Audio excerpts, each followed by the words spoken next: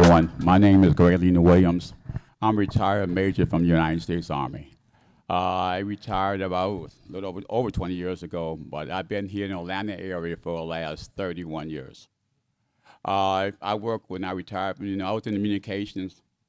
Correction. I was in the military. I was in communications. I did that for about 20 years there. Retired from there. I worked with Sprint for 10 years. I built the very first cell tower on air here in Atlanta for Sprint. I worked for them for 10 years on cell towers side the house. Later on, I did some what we call project managers, where we'll put repeaters in buildings where antenna will be on top of the building, and then we have antenna inside the building, so anywhere inside that building, you can use your cell phone.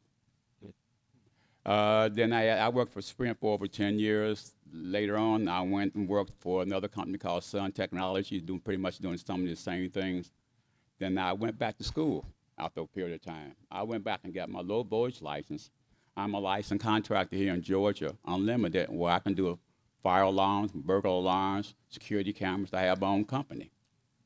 So yes, that's pretty much with my background. But I've traveled all over the world, military. Korea twice. I've been over the Middle East. I've been to Bahrain. I've been to Saudi Arabia. I've been to Egypt. I've been to Kuwait. I've been to Germany. I've been to Honduras. All part of my job. I go there. We put in communications. I put in communications for 3- and 4-star generals and talk anywhere in the world. I'm with Teens on Point, and Teens on Point is a vocational. Now that we were GAPTA and Trades Future, we can now put that goal at the end of the rainbow for our kids. So when you come to Teens on Point now, we help you with the MC3, right? So after the MC3, they will do the job placement, you know what I'm saying, through GAPTA. And MC3 is a multi-craft core curriculum, right? And they're pre-apprenticeship them. So now Teens on Point now is in that area now, pre-apprenticeship. So first we teach them and let them go back out.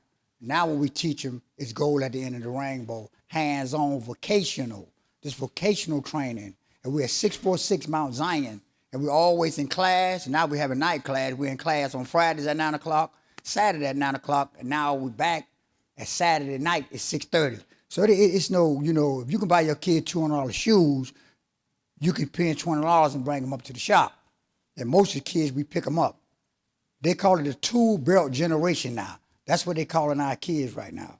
Trades and skills is back. Better believe it, right? Because you ought to see the monuments and the stuff that we're building out there. We're building it with our hands, right?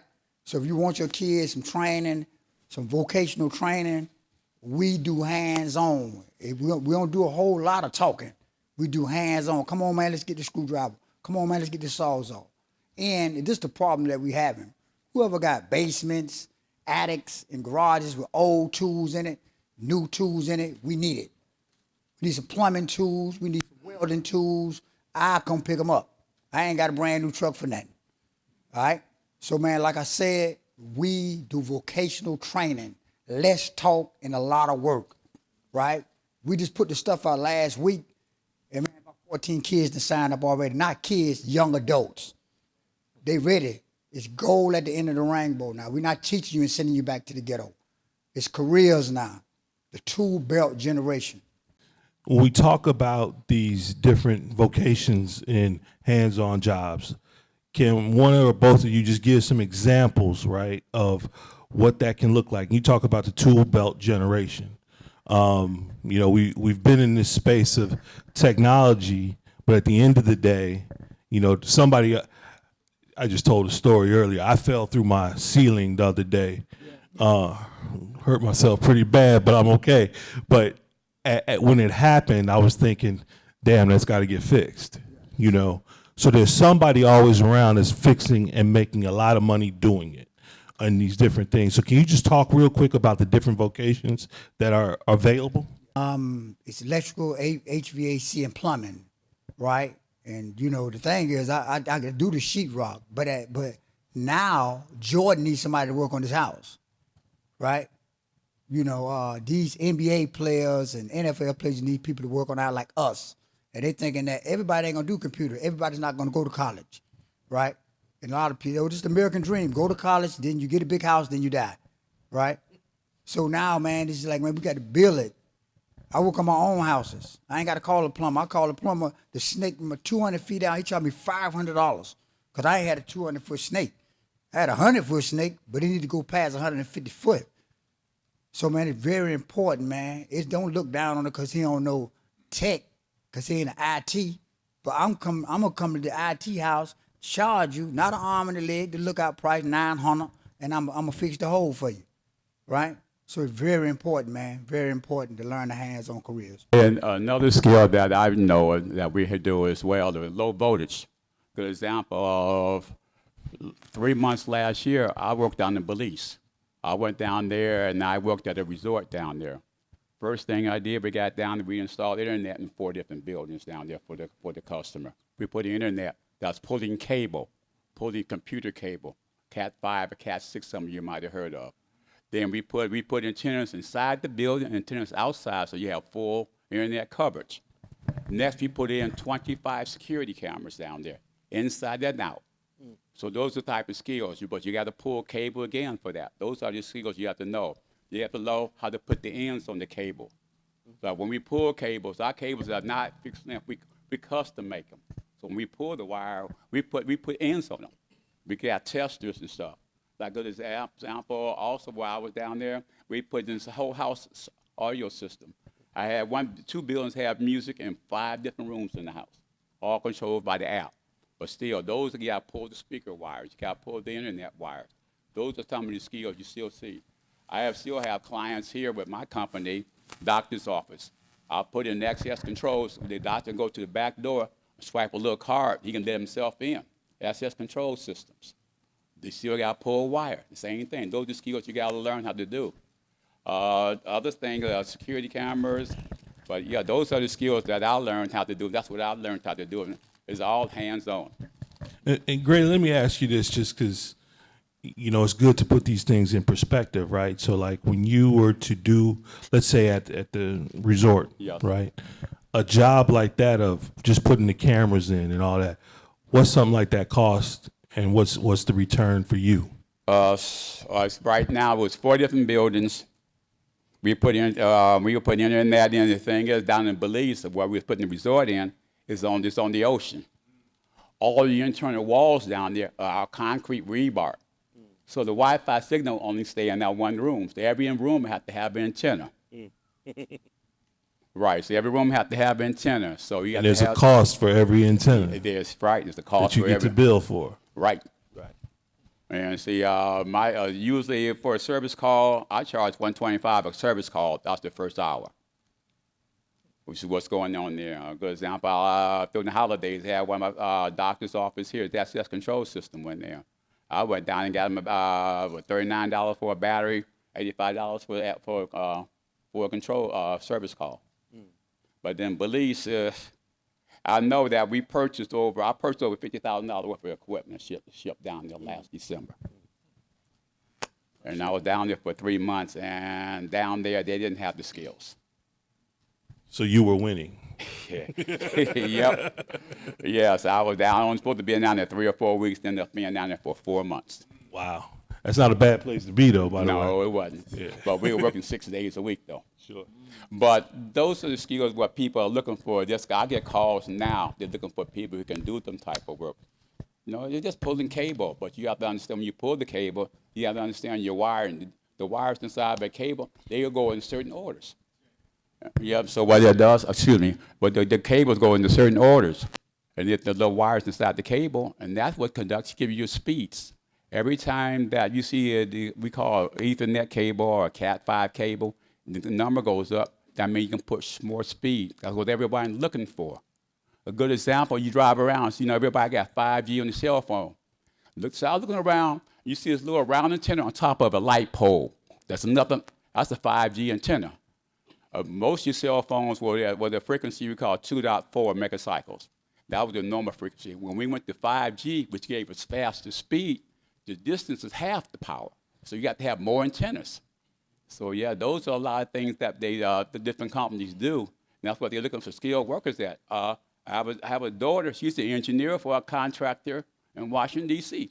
She's looking for radio frequency engineers. These guys to learn how to understand the bandwidth and the radio frequencies. I'm still out here learning. I'm learning to get my ham radio operator license because you can't depend upon this Wi-Fi network and use a cell phone network. You lose power, you're going to have a cell phone. And now down in Belize, they only got one cell phone company for the whole country. Wow. So yeah, it's a big difference. But if you're a ham operator, you learn how to get your ham license from FCC. You learn how to talk a long distance and stuff, but by your equipment that you have. You learn how to build antennas. They have a capability now to talk to the satellite system. They can talk to the space station. You talk 300 or 400 miles with your ham license. In terms of learning these skills, where do we learn the skills, the difference outside of Teens on Point?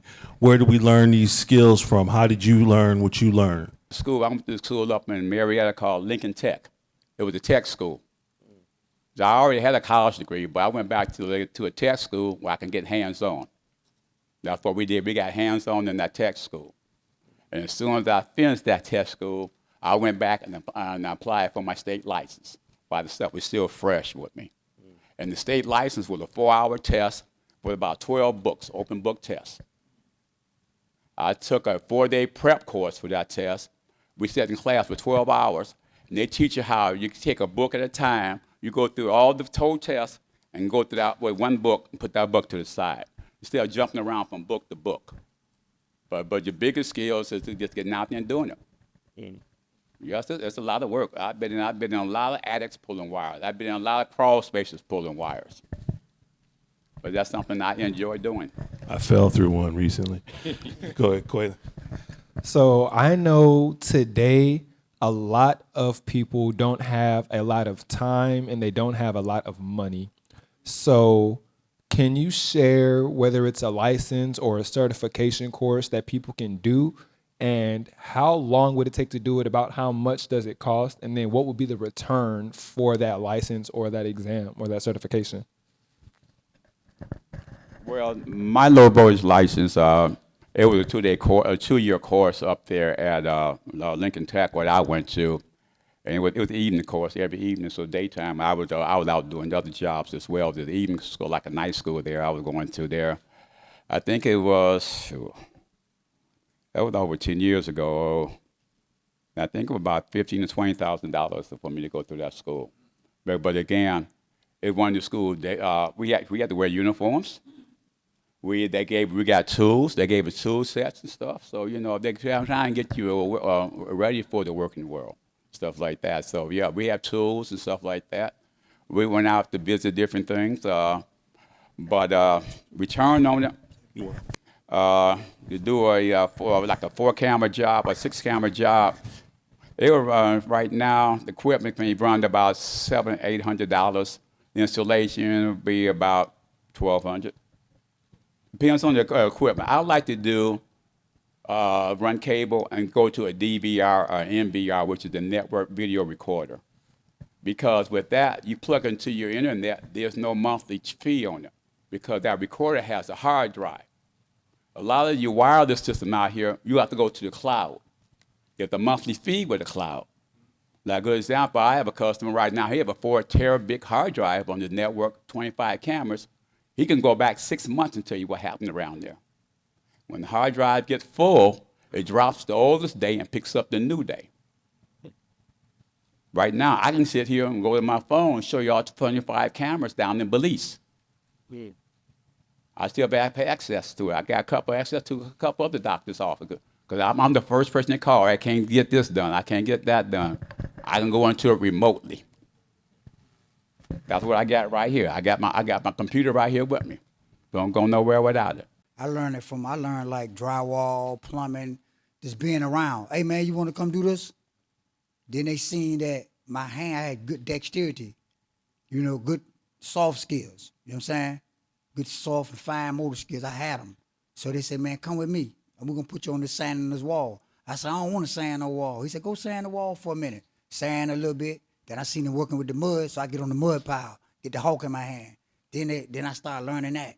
So, I was like ambitious, man. I had ambition. So I learned mine from just being around the right people. You understand what I'm saying? I had people say, man, go run the numbers. I was running like who me, the Sutton boys in South Carolina. You know what I mean? Like, hey, I was around the brothers that did heating and air, so I learned bits and pieces, but I learned most of it in the joint. You know, I do 10 years, man, so I'm gonna learn it. So I did all my hands-on, and I tell brothers now that the hands-on, like, we'll talk you to death, but then you don't know the difference from a sawzall and a chop saw. You don't know the difference. You don't know the difference from a ball pen hammer and a claw hammer. This is what I'm finding out. They got Unc teaching them how to roll the blunt and how to drink the beer, but they don't know the difference between a drill, the pneumatic gun, and an impact hammer, impact drill. They don't know the difference. I'm finding out they don't know the difference. The terminology. This will get you through. The terminology, the safety, and the coordination. Them folks they stand behind walls and windows and watch you and say, "Let me get my man right there." But they got this thing now that's called MC3, right? It's for the minorities. They don't care nothing about your background. They don't care if they don't care about none of that. GED or diploma, you can get in. It's 120-hour safe, self-paced test. Am I lying? You take that, a pre-apprenticeship and a union is a registered apprenticeship. You can go anywhere in the world. You can take the test from your computer. It ain't no go in debt, $250,000. No, nothing. The man said, how much it costs? It ain't costing me nothing. It ain't gonna cost you nothing. But to bring your butt down to these trainings, self-paced. How long it took you to do your MC3? Huh? You got 3 months to do it. You got some brothers finishing in 30 days. Some of them doing them in 3 weeks. Automatic pre-apprenticeship. Automatic job placement. You ain't got to worry about nothing. The importance is 3 levels of apprenticeship, but at the same time, the importance of apprenticeship, it'll get you to a registered apprenticeship. You got to get a pre-apprenticeship before you get a registered apprenticeship. So the pre-apprenticeship, let me say this, it allows you trial and error. They know a pre-apprentice. They know you apprenticeship. You don't know that much. But I want my guys, when they go with the pre-apprenticeship, they know so much tool terminology and safety and coordination. They're going to say, we want him. They're going to ask him, how long you been doing that work? Who you been doing that with? Man, team's on point. Dude told me, and I'm about to shut up. I was training this new guy. He said this to me. He said, Coop, I thought y'all were going to talk us to death. I ain't know we'd be go straight hands on. I said, we straight hands on. It's trial and error. Only how you going to get it right, you got to get it wrong. That's the only how you going to get it right. Oh, man, that ain't the right way to do it. Let me show you. I actually grab their hands, man, and stand behind them and work with them. That's what I do. Let me show you how much pressure you got to put on it. Huh? Dexterity is key. Hand coordination is key, right? The brother started dribbling a tennis ball. He dribbled a tennis ball better than he dribbled a basketball. Imagine the dribbling a tennis ball like a basketball with one hand, right? So this is what it takes. Instead of teaching you how to work the gun, the pistol, the gat, the heat, the piece of steel, and roll a blunt, you can come to Teens on Point. We're going to teach you something to make money. A lot of them boys don't know how to hang TVs. Next week, hanging TVs. This Friday, it's hanging TVs. All the stuff, hiding the wires. I charge $70. That's all I charge. $25 to hide the wire. That's cheap, right? Because there are programs out there that will train you for free. There was a program, I don't know if it's still existing, but at the Dunbar Center, just down the street from here, not too far, for the low voltage, for hanging sheetrock, and also for HVAC. They also have a program where they go into seniors' homes and remodel and help seniors rebuild some of the damages to their homes and so forth. But what the two brothers are saying really complement each other, because if you know IT and high tech, then you're going to have to know tools. You know, you're going to have to know about drills, and the brother talked about pulling wire, pulling cable. And then when you pull that cable, he talked about at the end of the cable, you have to crimp it. You have to crimp the wires. And crimping the wires is something that's very tedious. I'm too old to see those wires now, because he'll tell you that, you know, you have like the 6 wires, and Some of them, they're all different colors. Some of them have stripes on them. Some of them don't. Some of them are solid. And you have to know what the color is on that stripe cable. And a lot of times, I can't see it. So someone who's younger can see it. The other point that I want to make real quick is that a lot of these contractors are looking for young men to come out on their trucks with them and help them out. You can be an apprentice for them. The money is astronomical. It really is. You know, you can make real good money in a really short period of time. The thing that you have to do, you do have to connect with some kind of training program, Metropolitan College, Atlanta Tech.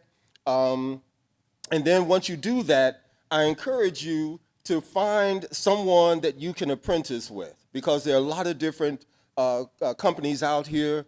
I work with a lot of contractors who install cable systems, who install cameras, who install security systems, who install computer systems and things like that. And as he said, you'll start out pulling cable, you know, or laying laser with a lot of these companies and so forth.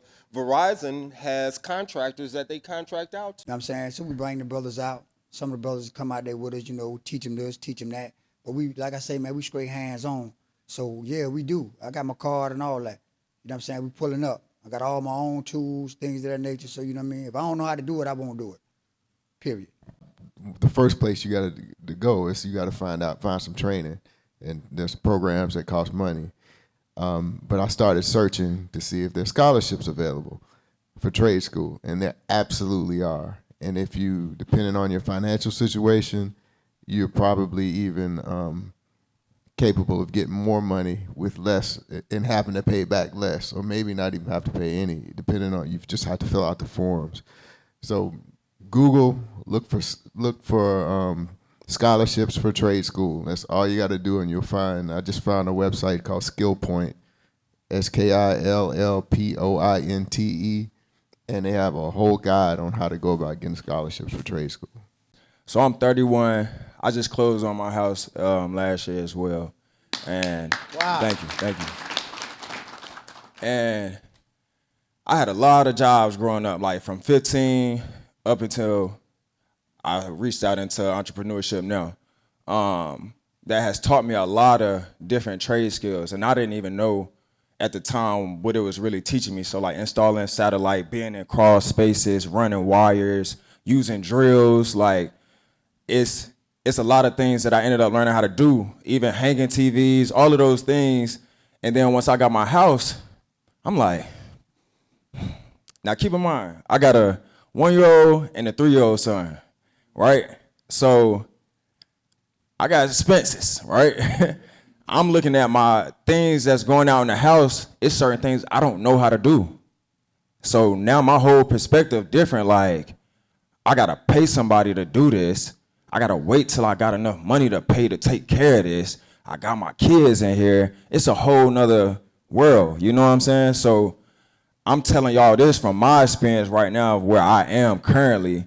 So it's a way to translate why this information is valuable for me right now. So don't let it get to this point for y'all, and just understand that those trade skills is something that me and Hill was just talking about. So it's ironic that this is the session tonight. So I appreciate that. A part of Teens on Point and Youth Build, and what I can say about Teens on Point and Youth Build, kind of agreeing with what Mr. Coot was saying, basically, is that you don't really have to come out the pocket to succeed in the trades right now. So if it's a youth right now and they want to get into the trades, they don't got to come out the pocket per se just to succeed, because these programs, Teens on Point, Youth Build, and other similar programs are here for youth to be able to just get into an actual apprenticeship. They won't have to pay any money, won't have to go to trade school. They'll just be in the apprenticeship right then, because like brother right here was saying, it's a lot of people, contractors who they fiending to just find some apprentices, some young people who can actually work for them. So when it's a new apprentice, it's like basically they just willing to pour into people, and that's just a big thing. I'm about to start an apprenticeship with the IBW starting this month, and